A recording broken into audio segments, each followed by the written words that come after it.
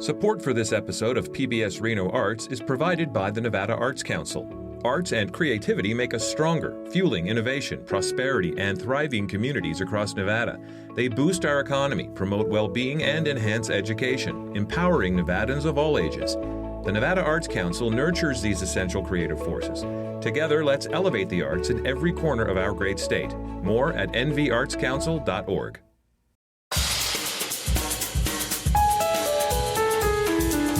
This is PBS Reno Arts. I'm Dave Santiner from the studio at KNPB, PBS Reno in Reno, Nevada. And we have all seen public art, sculptures or murals and all kinds of places in the city. But what do we know about it? What do you know about it? And what do I know about it? How did it get there? And how do we decide what comes next? I have Megan Berner, who's the City of Reno Arts and Culture Manager, to talk about this. Thank you for coming. I appreciate you giving me the time. I know you're busy.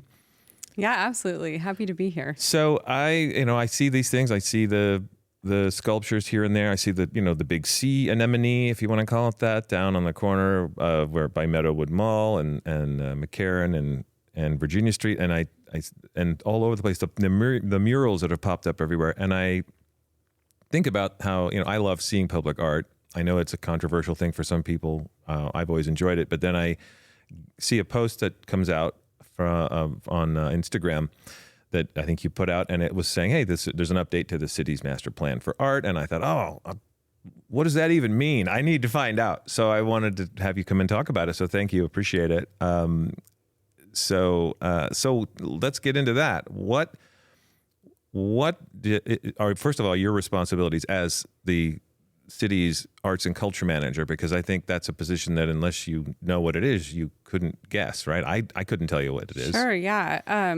So there's a lot of things that we do in our Department of Arts and Culture. One of them is historic preservation, which is aside from all the public art. That's the culture side, right? Culture side.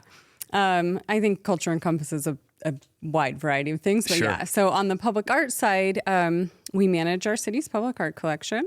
So we have over 260 pieces of artwork in our collection, Wow. Some temporary, some permanent, some indoor. We have a whole indoor collection in our city hall and our McKinley Arts and Culture Center. And then we have a variety of outdoor pieces ranging from large-scale sculpture to signal box paintings and murals. So we manage that collection. We also manage our 2% for Art process, which is part of how we fund the program, and we can get into that. But we manage all of our new commissions, work with artists. We work with our Arts and Culture Commission and our Public Art Committee, which are two public bodies. The Arts and Culture Commission is appointed by council, and they're just citizens who volunteer basically to help advise the city on all things public art. Okay, so you have a lot of responsibilities in a lot of different areas. Yeah. So when it comes to public art, the things that come to mind for me are, big sculptures and murals, the things that are out there just in the open all the time.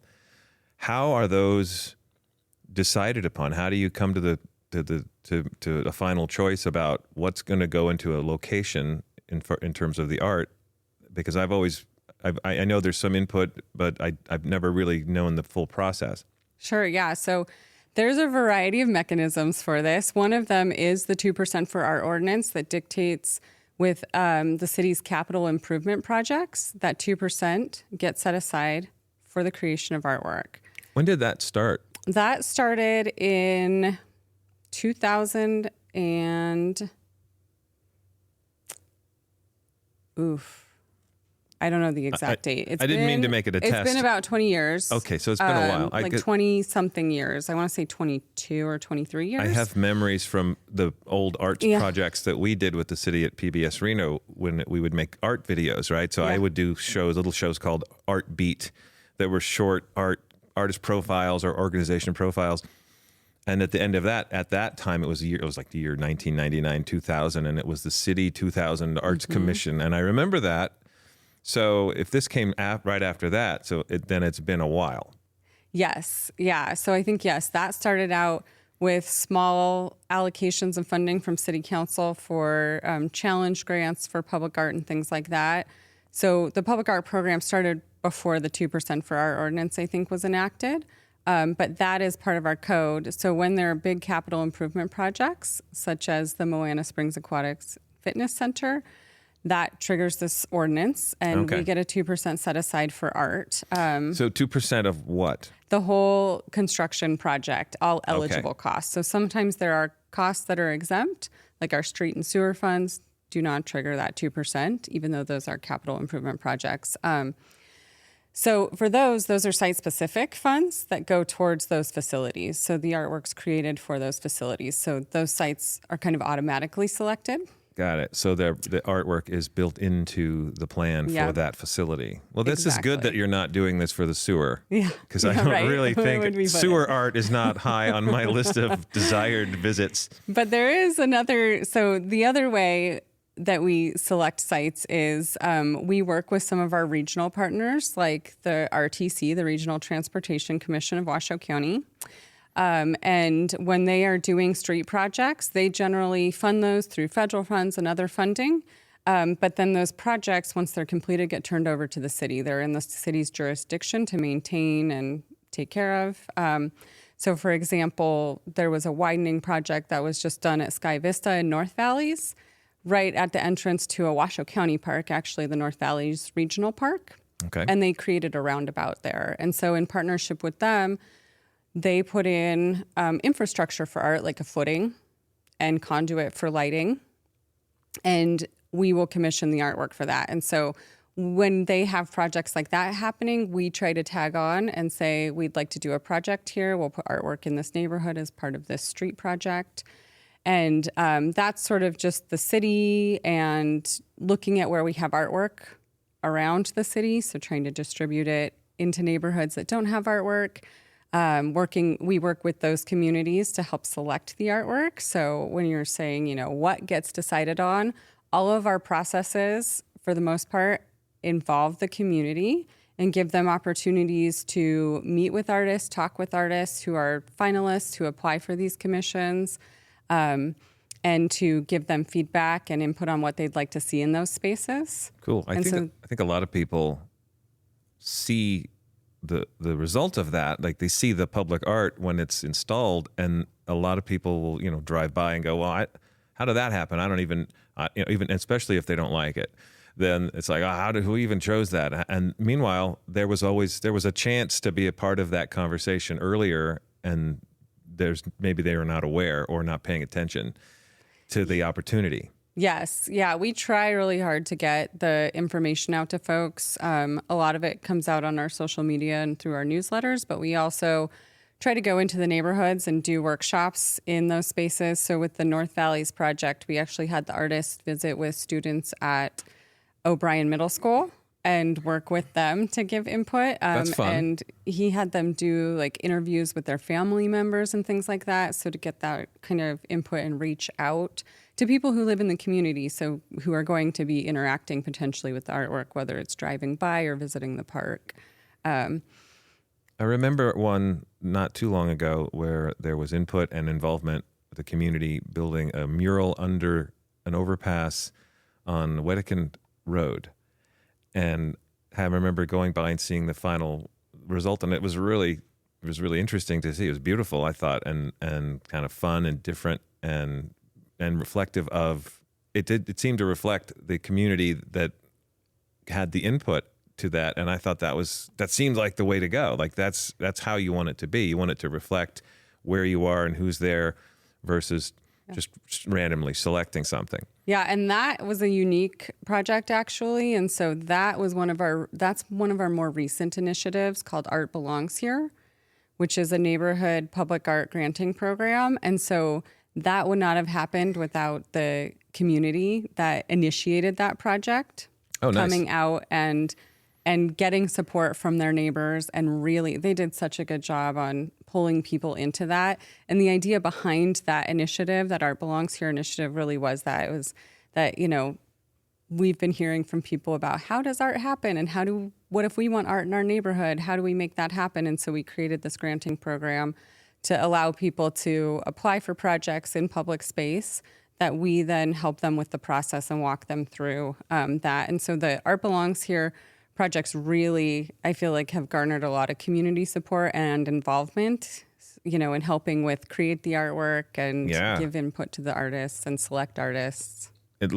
Sounds like a great program and a beautiful way to engage the community and create some pride in that art. So it's not just a thing that happens to be there that you glance at, but you can feel like I helped make that. That's part of this neighborhood, and we are represented there, and I think that's really cool. Yeah.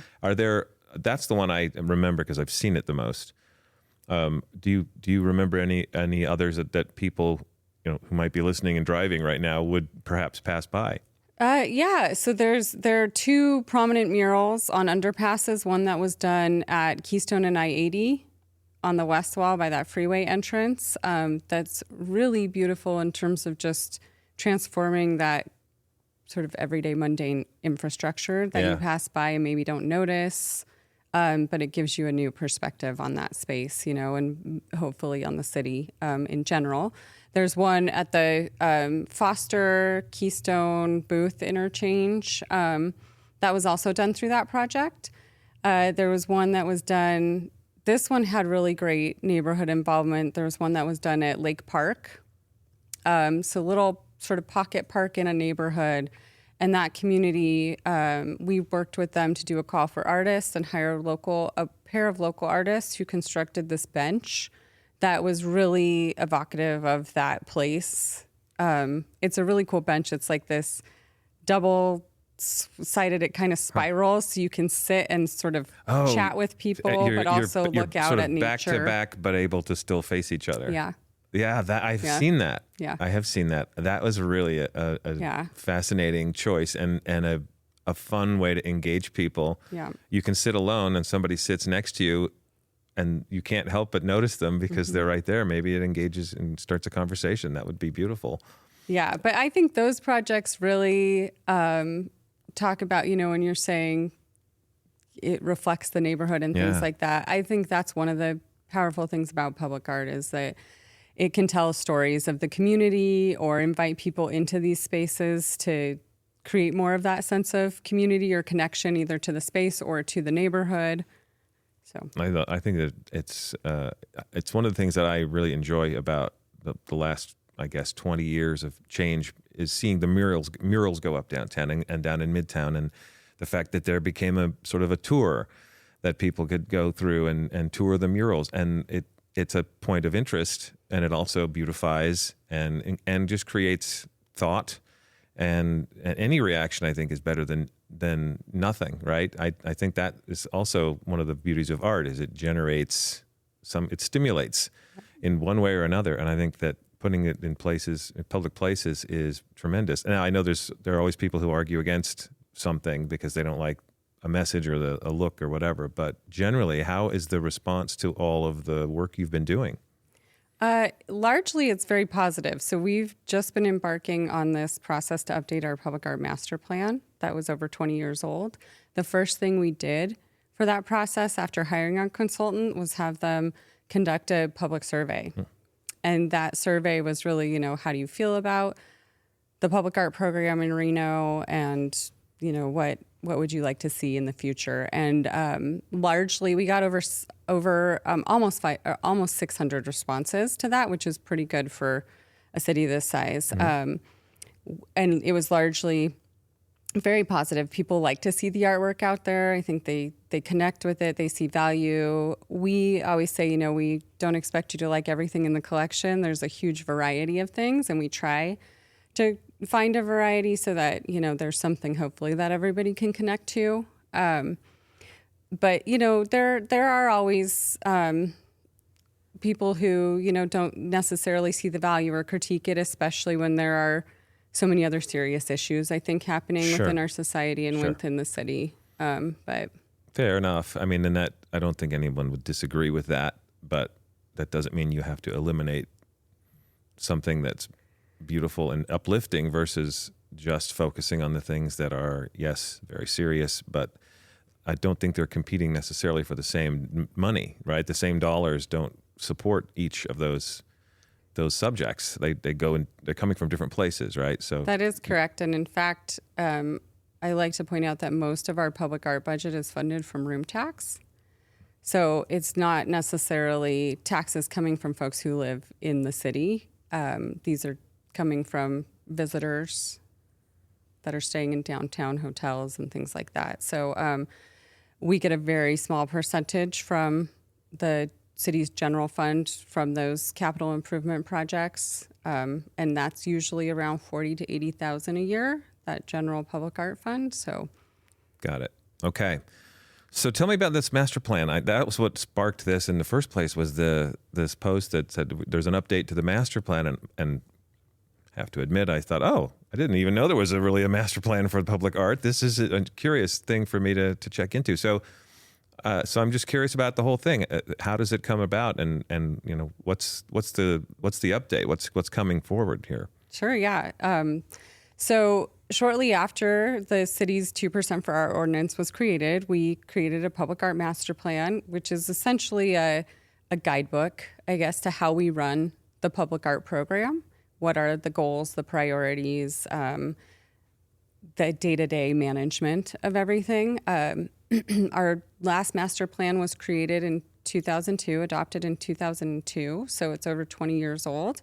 And if you've been in the city for, you know, any amount of time, you know that it's changed drastically. Yes. In that amount of time. And so we were really looking to say, okay, we've never really evaluated what's been accomplished in this old plan and how we can look to, you know, the way the city has changed, how we can be more equitable with our public art, moving it out into other places in the city, getting more community involvement.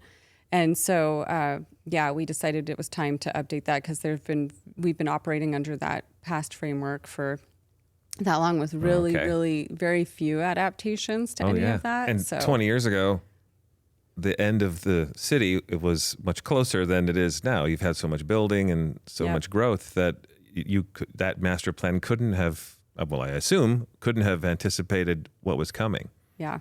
Yeah. And our collection has grown, and, you know, the public art landscape has also changed.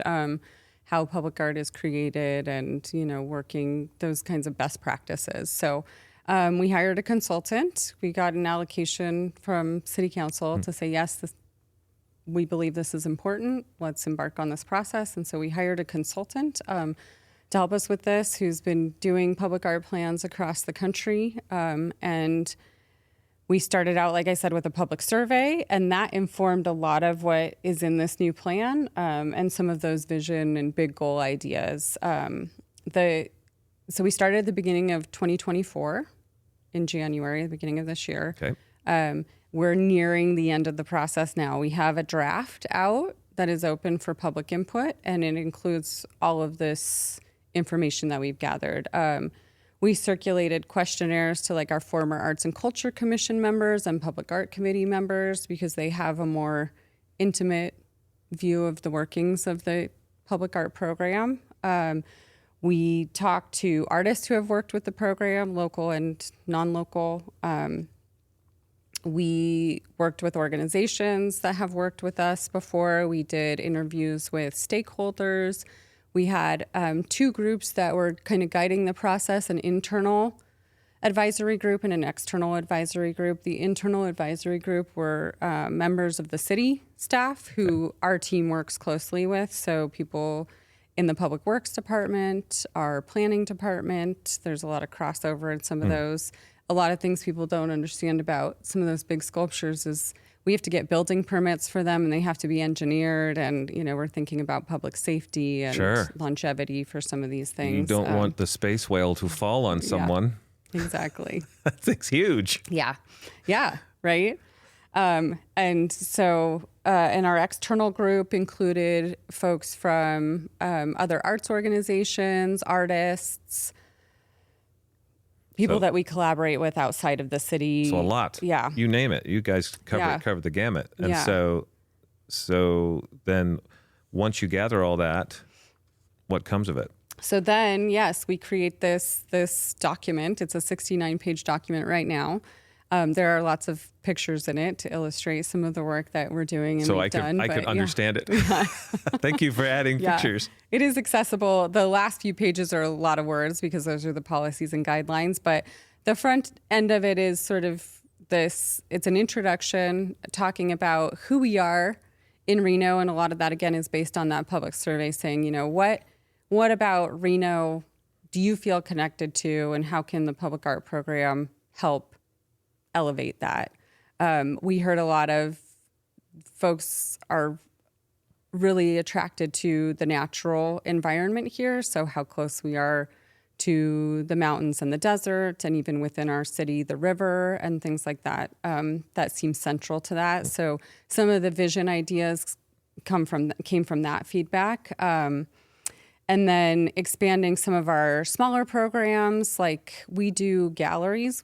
Part of our public art program is programming galleries. We have galleries at City Hall and at McKinley Arts and Culture Center, but also downtown in the windows of the ballroom and the event center that are downtown on the Lake Street and University Way in the windows. And so we work with local artists to program all of those spaces. And there's a recommendation to help in terms of a lot of this was how do we get our local artists more engaged and make them feel like there are opportunities for them and ways for us to mentor them into opportunities that sort of grow into bigger scale projects.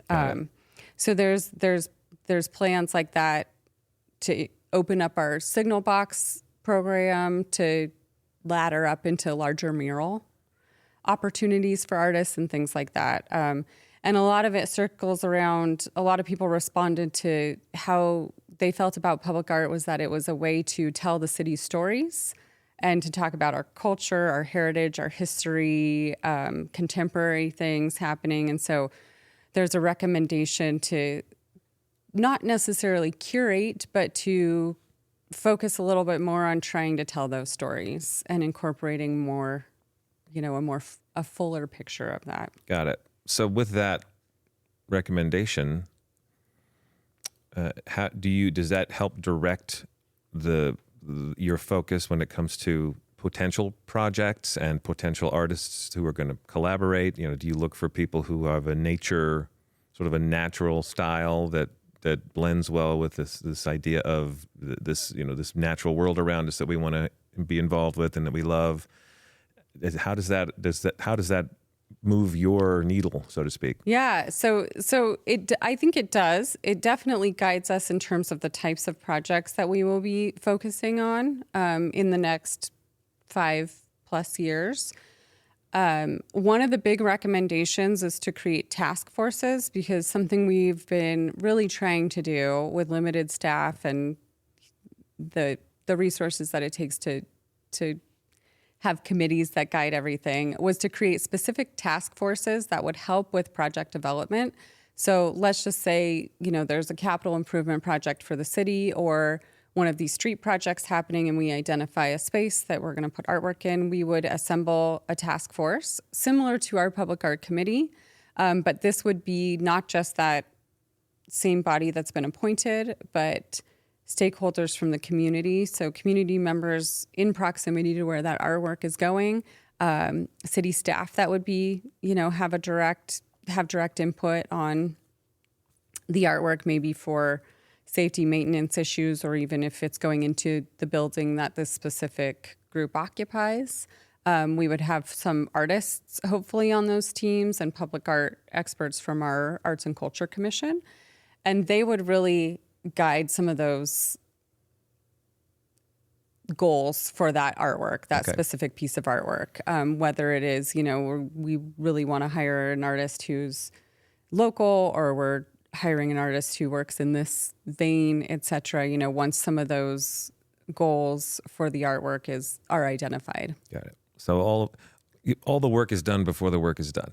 You have to have these task forces get together and make the recommendations, and then you act on that. Yeah, I think because everything really is, unique. Every opportunity is unique, and we want to involve the folks that are going to be most directly affected by it in those projects, to really get the community input and buy-in so they feel connected to it Sure. and like they're part of the process. Makes sense. Yeah. I mean, especially when you're talking about reflecting the communities in which these pieces of art go, makes perfect sense.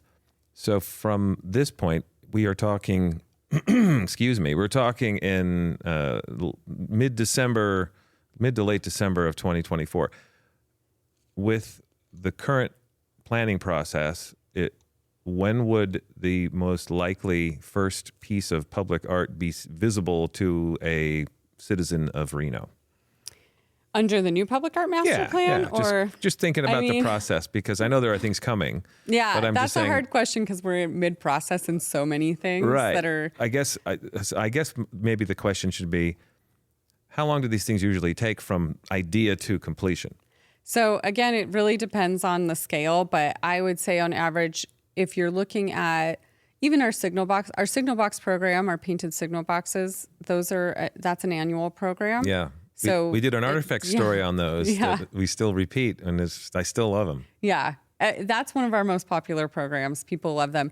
We are trying to get the community more involved in selection of those boxes and like which boxes get painted throughout the city, and also selection of artists and artwork for those boxes. So that might be one that gets implemented in this new cycle, which starts we usually put out our calls for those in February or March to paint over the summer, essentially. For a larger scale sculpture projects, those generally have a 2-year cycle. Okay. If they're really involved, like our Moana Springs Aquatics Fitness Center artwork, because it's integrated into the building infrastructure, that's more like a 3-year to 4-year cycle. Got it. Yeah, it makes sense. The more intricate the process, the more delicate the execution of it, the longer it takes to prepare. It's the measure twice, cut once, right? So you plan for 2 years and take 3 overall. So what I'm just thinking about now, I'm just curious, is there something that will be appearing in the next year or two that we should be looking out for, or multiple things? What's coming that the public can be looking forward to? Yeah, we have lots of stuff happening in process. So we have completed the process for our Audi Silverada public art, and that was in conjunction with an RTC Street project. They did the Wells Corridor, Wells Sutro Corridor. And so that project is going to be installed in January. Oh, that's exciting. So, yeah. So there is some lag time. Like the way it works is we usually do a call for artists, which is really the guidelines and goals for the project, outlines all the specifics around the project. We do this call for artists. Sometimes it's just local artists that are eligible.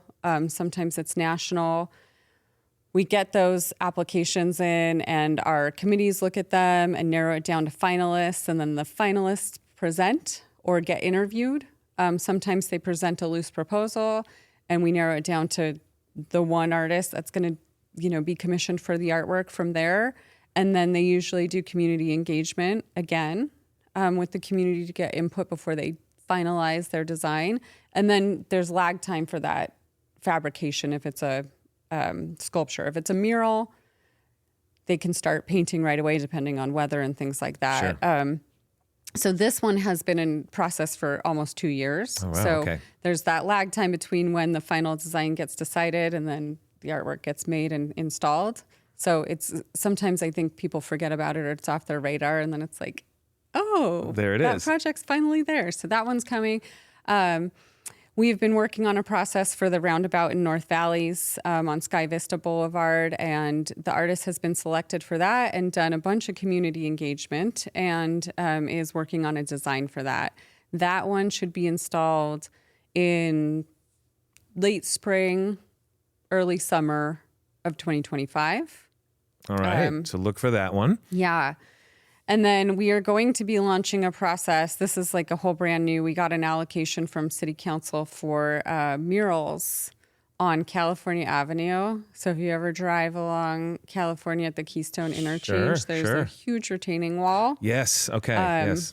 It's corrugated, so it's going to be a fun project. But it's a really big space, and so we're going to be launching a call for artists for that. That will likely be eligibility limited to local regional artists, and that will involve some community engagement. But that's a fairly large project and opportunity coming up. And then our annual Signal Box program, the artwork for Moana Springs Aquatic Center is the indoor artwork is coming in February. So that's been a long process. And the artist that we commissioned to do that work, she used to be an architect, so understands integrating artwork into buildings really well. But she also, her process is so interesting. She's a glass artist, which sounds delicate for public art. Right. But this particular stuff is going in the hallway and it's hung out of reach, but she creates this artwork, this glass that has this dichroic like crystal coating on it that she grows herself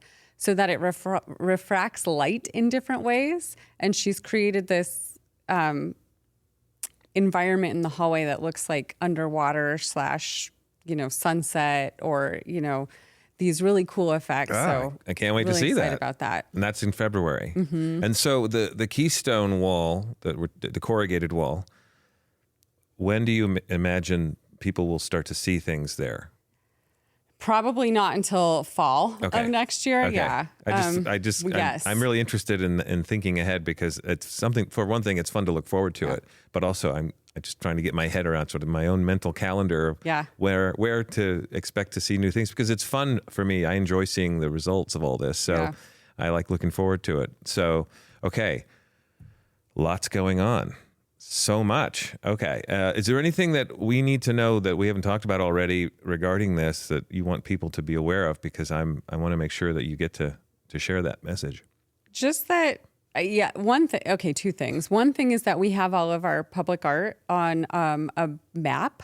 So if folks are interested in learning about our public map, our public art, and where it is, they can look at it on this map and find information about the artist, when it was commissioned, things like that. You can create your own sort of little walking tours for this. And if you go to renoculture.com and our public art tab, there's all kinds of information. We actually have it sorted by collection. So if you just want to look at our signal boxes, you can click on that and just look at those painted signal boxes. You can look at our indoor art collection in City Hall through that. So you don't even have to get out there. But if there's a piece that you drive by every day and you've just been wondering about it, you can find information on that map. Oh, that's great. Yeah. And then the other thing I'd say is that we're always looking for community participation. And so if there's a space that you'd like to see artwork in, or you want to get involved somehow, like go to our website and there's contact info there. You can email us at publicart@reno.gov and give us any of your suggestions or, how you want to get involved, and we'll get back to you. Beautiful. All right. So renoculture.com for all of this. If you want to look at a public art map, go to the public art tab at renoculture.com and go from there. I love the idea of making a tour out of it for myself. And because I know that when I look at that map, I will see things that I had not realized were there, and I'm going to go find them. And that's fun. It's almost like a scavenger hunt for art. Yeah. That people will have questions. So if you know there's a lot of murals in Midtown, most of those are not on our public art map because they are not city commissioned pieces. So that whole area really happened organically, and a lot of businesses have sponsored those murals, which is fantastic and amazing. And because they're on the businesses' walls, right? Yep. So they sort of belong there. Okay. And that's something the city generally only funds things in public space, right? On city-owned right-of-way and things like that. That's important to remember, that not all public art is city public art. Yes. There is a difference. And so you may see something, have a reaction to it, and you may want to talk about it with somebody at the city, and they may say, well, that's not ours, especially if it's one of those. Yep. Yeah. No, that's it. That's a good point to make, because I think about that when I'm driving on the highway and I see highway infrastructure with carvings in it, and I think, oh, that's a cool choice that they made an effort to do that, but that's not city. That's It's Nevada Department of Transportation. Department of Transportation. Yeah. And then there's the county art trail, which is not city either, but probably passes through the city, or maybe even has pieces within the city limits, but it does not, you don't manage that, right? So there's a lot more to this, to public art as a subject than just City of Reno. You don't make everything happen. No, we don't. You can only do so much. Yeah. Don't expect too much. It's not fair. All right. Well, thank you for coming in and talking about this. I'm excited to go learn more and go to the map right away. I'm going to go to look at the map today. That's Great, cool. awesome. Yeah. All right. So before we go, I want to remind everybody, watch Artifacts on PBS Reno. That's through broadcast, or stream it on pbsreno.org or through the PBS Reno YouTube channel. Also, read art views at pbsreno.org. And if you have a question or a comment or suggestion, or you want to have me pass a message to Megan about public art, I'm now trolling people to try to get any kind of email response. Send that to me at podcasts@pbsreno.org. I want to say thank you again to Megan Berner, and thank you for listening to PBS Reno Arts.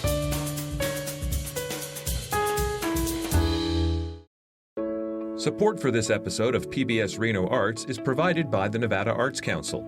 Arts and creativity make us stronger, fueling innovation, prosperity, and thriving communities across Nevada. They boost our economy, promote well-being, and enhance education, empowering Nevadans of all ages. The Nevada Arts Council nurtures these essential creative forces. Together, let's elevate the arts in every corner of our great state. More at nvartscouncil.org.